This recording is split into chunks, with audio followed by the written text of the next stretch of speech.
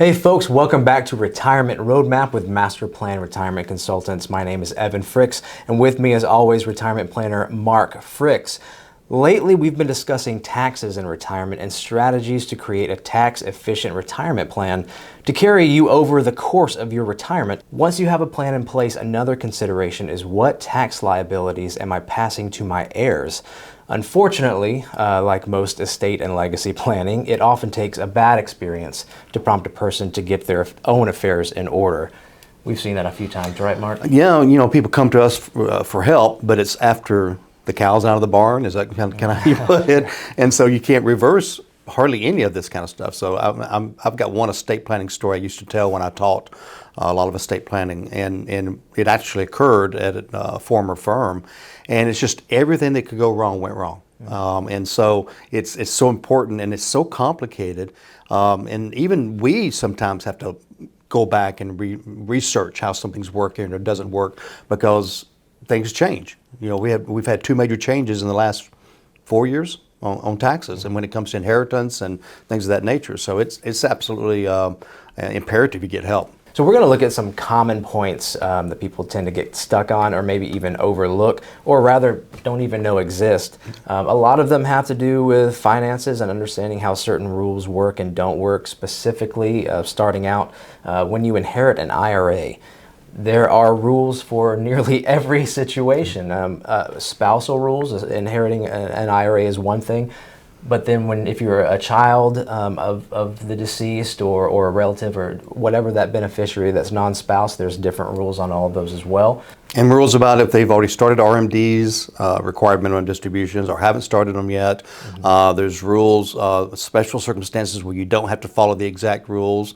So you can kind of get around some of the rules depending on disability or terminal and things like that. So it is complicated, and again, it changed. Before January 1st of 2020. I'm sorry. That's is that right? 2020. Okay. What year is it now? 20. Okay. When does this air? That's right. So different set of rules. So anybody that passed away before, well, not anybody, but most folks that passed away before then, it was a different rule. We had the stretch IRA. And so the stretch IRA was wonderful for planning because you could actually, let's say, my daughter inherited my IRA. She would only have to take out a minimum amount for her entire life, right, pass it to her children, and you could go multiple generations with that, which also spreads out the tax burden. But guess what? The government wants their money. So the new rule, starting January 1st of 2020, is that it has to come out of that IRA in most circumstances within 10 years. So then you get into this point, okay, so do you take it out all in the first year and pay taxes on that lump sum? Do you let it grow for 10 years and take out? Let me answer that question before you move on. Okay. No.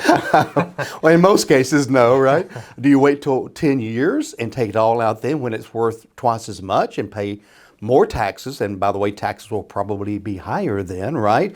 Do you take it out over the course of 10 years? And so I had an interesting conversation with someone yesterday, one of our money managers, and I think I may run the numbers because we were talking and saying, which is worse, letting it continue to grow and taking money out every year equally, right, and paying the tax every year, or waiting the whole 10 years because it's growing tax deferred. Whereas if you take it out every year and you invest it, it's taxable. So it's not really a black and white answer. It's number one, what are the needs maybe of the person that inherited? But also, I'd love to look at those numbers. Well, and what are you reinvesting it into? Because there are also certain... If you put it in your mattress, you don't have to worry about it. Or if you put it into a life insurance policy. Or an annuity that tax defers it. So that's another planning option as well. If you're still working, you can certainly put it into a Roth. If you're the child and you turn around and put it into a Roth if you have earned income, but you can't put it into a Roth unless it's that scenario, and then it's only $7,000, $7,500. So there are a lot of things you can do, but I would love to run those numbers when I have a free moment, maybe next year, and see the comparison of that. But there's so many variables too, because think about this, how much is it growing? Like you said, what is it in? Is it just a brokerage account? And what's the tax rate? Right. In 3 years, 5 years, 8 years, 10 years. So there's a lot of things you have to look at. So, but our main point of today's episode is the fact that you've got to follow the rules. And if you mess up, then it can cost you big time. Yeah, and today we're going to be focusing more on the tax liability that you may be passing on to your heirs, but that's just one small portion of estate and legacy planning. We have this conversation frequently. We've experienced it in our own family. We have employees who've experienced it, clients who've experienced it, but just the personalities interacting with estate and legacy planning, even getting to that point, can be very difficult. Yeah, it's just a whole dynamic, and you get into which is why we like to have family meetings, right? You brought it up in a meeting yesterday with a client that we'd love for your son to come in and meet us, and we will divulge the information you want us to divulge. We certainly don't want to, make the mistake of saying more than we need to, but still to be able to meet us and understand that step one, financially, if your father passes away, is to get in touch with us and let's begin laying out a plan, which we already have kind of a plan in place, but based on your needs and what your father's desires were, into making sure this transition is smooth, not only tax-wise, but also, again, emotionally, and what the son needs at that point. Is he married? Is he not married? Things of that nature. So you're right, it's a huge dynamic. As far as legacy tax planning, what are some steps that one can do for their own estate to ensure prior to their passing that their tax burden can be minimized? Well, I think first of all, it's important to probably, in most cases, this is not a recommendation, but we really prefer using trust because a trust can control your estate and your assets. I think in Georgia for 130 years. Now, I'm not saying you do that, but I'm saying as an example, let's say that, so I pass away, I have a trust, and the instructions are that money be held in trust and paid out over time. So that can certainly reduce a tax burden. Let's say, my sole beneficiary is my daughter, and if she just inherits my IRA all at once, and she's married, okay, suddenly she's got $1 million, and then her husband walks up to her and says, I want a divorce. Well, half that money is up for grabs, or a lawsuit or anything like that. And so one thing a trust can do is spread out that IRA and force it to be spread out over 10 years, as well as the other assets too. Also, a trust can, when it comes to death taxes, which I think we may touch on more later, but that exemption is changing, and I think it may change even more. So less and less of our money is going to be exempt from death taxes. And so, you pay coming in, you pay going out, right? And so a trust can actually capture the full exemption, whereas what we call an I love you will, you lose one of your exemptions. You've cut your exemption in half. And so without getting too deep in the weeds, what I'm saying is you may end up paying 40 or 50% in death taxes at your passing if you're not careful with that. So the trust can do a good job of not getting rid of taxes, but lowering our tax rate. And then if you want to get into truly avoiding death taxes, you get into an irrevocable trust that can actually take stuff out of your estate when you pass away so that it's not yours technically, and that will again reduce death taxes. Now that's for folks that have pretty sizable estates, but it doesn't take much to have a sizable estate. When you start thinking about your house, maybe a death benefit, of course your assets, and anything that belongs to you is part of it, whether it's a tractor or RV or whatever. So it's, and you figure maybe not passing away for 25 years, 30 years or whatever, then it could certainly be a sizable estate, and you got to start thinking about that as well. So it's a lot of things to go through. It can be crazy to put yourself in the mindset that getting money might be a liability for you, but there are a lot of ways. One example that you give is if there's a special needs dependent adult child, especially if they happen to be on government benefits somehow.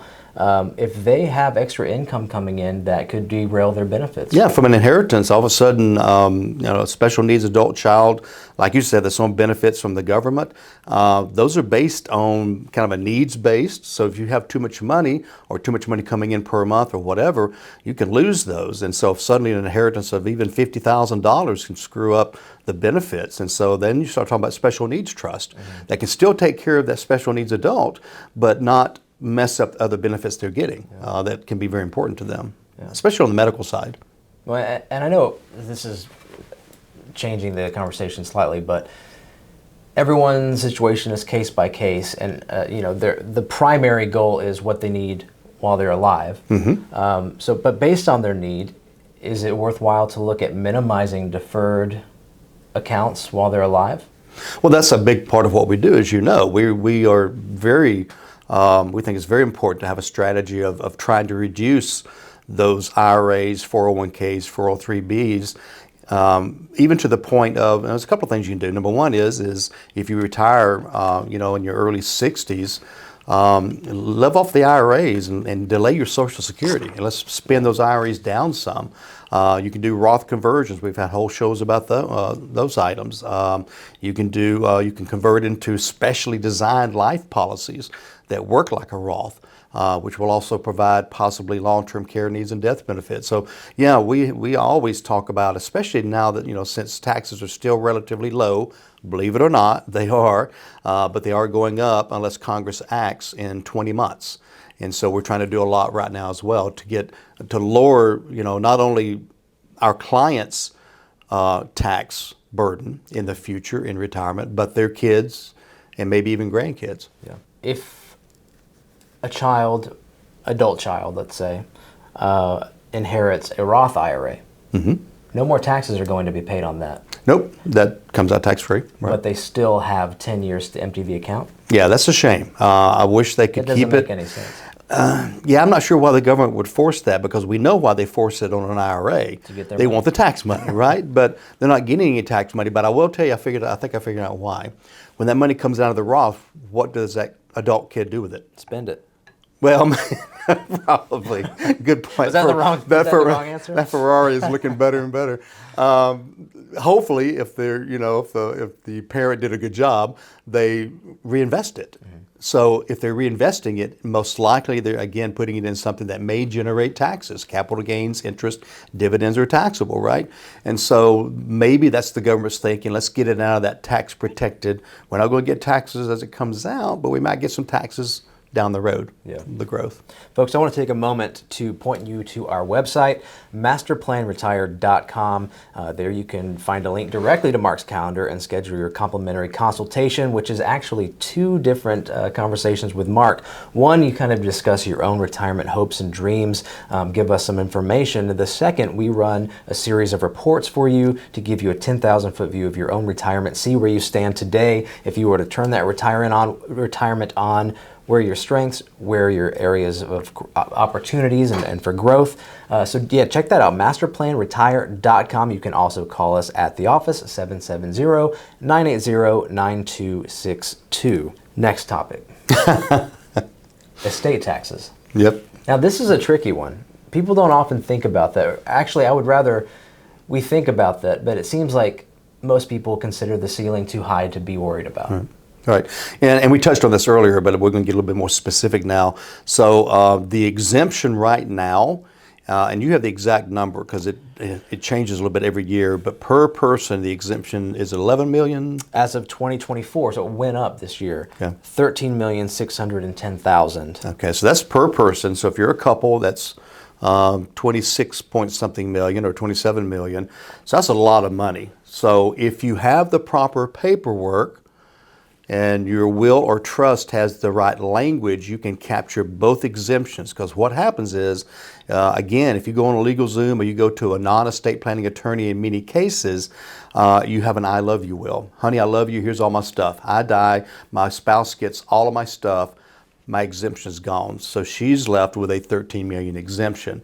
And maybe that's enough, but that is dropping down in about 20 months. When the 2017 tax cuts expire or sunset, what is the new number? 6.8 million. Okay, so now it's 6.8 million. If you capture them both, it's still 13 point whatever million. That's a pretty high one if you capture them both, but if you don't, 6.8. Congress is discussing lowering that number even more. I've heard 3 million. And so if you don't capture them both, you're talking about $3 million.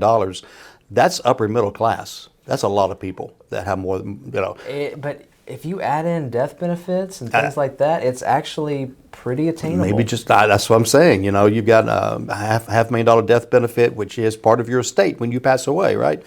Homes, have gone up tremendously. What somebody might have paid 5 years ago for $300,000 is now $600,000. What's going to be in 20 years, right?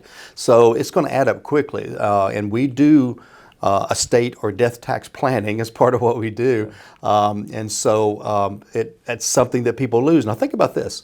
If, let's say, a third to half of your estate is in IRA type money, okay?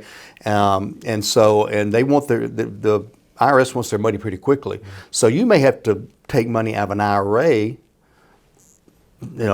as part of the estate to pay the death tax. Yeah. So now you're double taxed. So you tax 20, 30, 40% on the IRA money coming out, and you got to take out twice as much in a higher tax bracket. So it's crazy, but it's happened. Let me tell a quick story. Okay, so this has happened to a couple of people. I've researched this, and this is what they've never confessed to it, but this is what many believe happened. In fact, I know it happened. I can't think of the owner in Miami, but here in the Atlanta area, the Atlanta Falcons, of course, is our team, and Rankin Smith was the owner for many, many years. He passed away. His sons inherited it, and maybe his daughter, at least his children inherited it. They ran it for a couple of years, but then according to what many have speculated, again, I don't want to say this is fact because nobody's ever declared it and it's kind of a private issue, but according to many that have kind of been around that situation, the reason they had to sell the team to the new owner, Arthur Blank, was to come up with enough money to pay the estate taxes because they had so much money wrapped up in the football club. And so they had nowhere else to go. I'm sure he had plenty of other money, but if you're worth 50 million, 100 million, and your death tax is 25 to 50 million, yeah, probably didn't have that much in the bank, right? Type of thing. So we had a lot invested in the team. So that's happened to, I know that's a fact. The old owner in Miami, and I cannot remember his name, but that's what happens. You either have to divest of properties very quickly, maybe take a lesser price. You got to sell the home within a couple of months. I think that has to be paid within 9 months, if I remember correctly. So you got to sell a home quickly, again, maybe divest the IRA, whatever else you have to come up with to make sure that gets paid. So estate taxes are a federal tax. Here's another one for you. Some states, thankfully not the state of Georgia, some states also have an inheritance tax. That's Iowa, Kentucky, Maryland, Nebraska, New Jersey, which I have in-laws in New Jersey, and Pennsylvania. That sounds okay, I can avoid that, but we actually knew someone who did live in one of those states. Her mom was in Pennsylvania. She moved to another state, which is where she ended up retiring. I think she moved here to be closer to her daughter, which is our client. Who it is, but I think that's what it was. You would know better than I. Yeah. And so she moved, all this other stuff, but her original bank account was still on the prior state, Pennsylvania. Yeah. Same bank here, but because she opened it in Pennsylvania, it was one of the big banks, they determined that her assets were still in Pennsylvania. And they hit her with like you said, inheritance tax in Pennsylvania, even though she lived in Georgia. I didn't look that up. Do you know what the rates are? Or it's probably different in every state. Yeah, I don't. That's a great question. We should have looked that up. But 1% is too much. Yeah. 1% is too much. Another consideration. We've talked about this a few times before, but can you discuss step up in basis and how that affects your heirs? Yeah, so step up in basis. It's generally a great thing. Yeah. Mess it up. Yes, and a lot of people do not knowing that. Okay, so let's say that I own a house. I'm getting older. It's worth $500,000. I paid $200,000 20 years ago. So the profit in it is $300,000. Now, if I sell it and move to another house, I don't owe any tax. But this is my final home, okay? And so I kind of get worried and things like that, and I decide, I'm kind of getting a little bit forgetful. I think I'll put my daughter's name on my deed. In fact, I think I'll just take mine off and put it totally in her name. That way she can control it. She needs to sell it. She's good. Well, what I lost was what's called a step up in basis. So if I had given that to her in my will or trust, she would not owe any taxes if she sold it. So that $300,000 profit in that house, suddenly the house now has a new profit basis or cost basis of $500,000. She sells it, no tax. But because I gave it to her, okay, or even put her name on it, and we were both joint owners, I lost that step up. So now if she sells it, she owes taxes on $300,000 because it goes back to the original cost basis of her father. So that is a mistake people make every day because they put their kid's name on their checking account. They put their kid's name on their brokerage account, feeling like they have managed to have more control because somebody else has owned it. Don't do it. It could be a big tax hit down the road. There are better ways to do it. It's called financial power of attorney. It's called healthcare directives. It's paperwork that works. Okay, so don't. I call it lazy estate planning. Yeah. That's not the way to do it, and people don't know. That's the problem. They don't realize that. By the way, also, if you put your kid's name or anybody's name on your house, whether you put it at it or whether you give it to them or whatever, technically you owe a gift tax as well. Now, most people don't know that. Most people don't pay it. They kind of get away with it. It's kind of hard to track. Well, the lifetime exemption is pretty high, but there's an annual. Yeah, annual. I think one that's or the other. 16,000. Yeah. But it's just not the way to do it. Right. What are some ways to incorporate legacy planning into your retirement planning? Well, I think it has to be, you have to take a holistic approach. You have to have somebody that can coordinate all this. If you're going over to some investment advisor or broker and you've got an attorney over here and you got a CPA over here that actually may look ahead and plan ahead as opposed to prepare documents or whatever, you're going to miss something. Okay, so that's why this comprehensive plan that we sit on, that we call the retirement roadmap, right?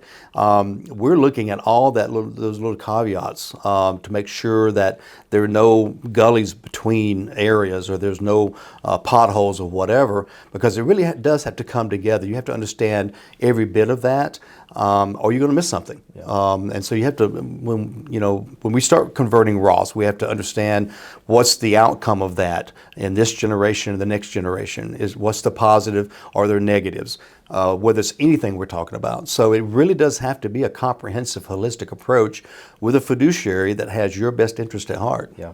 And everything we mentioned, especially the the attorney side of things or the CPA side of things with the IRAs and inheriting those, speak to a professional before you try to make a decision, because often with the inheriting IRAs, you also have options to choose at a lot of times as well on how you want to take it. Make sure you consult a professional. MasterPlanRetire.com is a resource you can go to if you want to talk to one of us. That's MasterPlanRetire.com. Schedule your complimentary consultation on the website. Again, the phone number is 770-980-9262. Mark, any parting words for our dear audience? Well, that's a great point. We have our team here also consists of affiliated teammates, I guess, that are attorneys and tax attorneys and CPAs. And so if we don't know the answer, we know where to go. And again, it's that coming together of minds to make sure. And don't think you got to have $100 million. $1 million, $500,000, you can make some of the same mistakes. Yeah. And the less you have, the more you want to keep. Whether it's leaving a legacy or making sure your money lasts a lifetime. So that's our strength, is we come together as a team and make sure that maybe we're the Mayo Clinic of financial planning. Yeah. Would that be it? Okay. It might be trademark. Yeah, a big death benefit or any death benefit is a great gift, but preparation is the number one gift. Yeah. Well, we appreciate you joining us. Again, visit the website, MasterPlanRetire.com, and until we see you, remember, plan well and prosper. Take care.